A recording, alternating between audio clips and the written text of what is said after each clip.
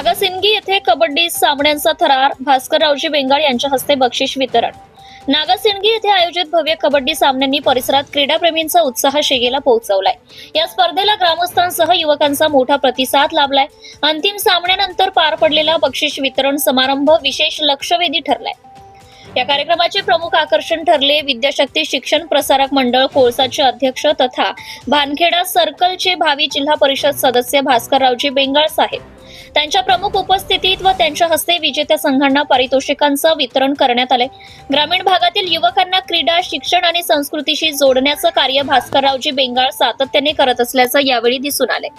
या प्रसंगी शेतकरी नेते व भावी पंचायत समिती सदस्य सापटगाव मारुती गीते, गजाननराव पोहकर, सुनील अवचार, रामेश्वर वामन, विलासराव गीते, वैभव अशोकराव गीते, डॉक्टर सुभाष गीते, ज्ञानेश्वर सखाराम गीते, गंगारामजी गीते यांच्यासह अनेक मान्यवर उपस्थित होते।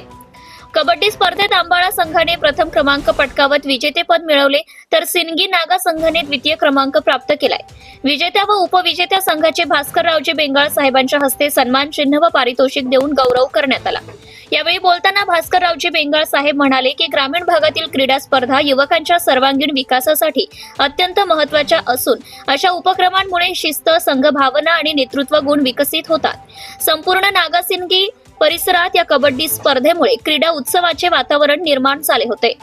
हिंगोली जिल्हा प्रतिनिधी प्रदीप वाघ, आजेगावकर, धुमाकूळ, महाराष्ट्र न्यूज नेटवर्क। आपल्या परिसरातील ताज्या आणि महत्त्वाच्या बातम्या पाहण्यासाठी आजच आपल्या धुमाकूळ महाराष्ट्र न्यूजला YouTube वर सबस्क्राईब करा आणि बेल आयकॉन प्रेस करा।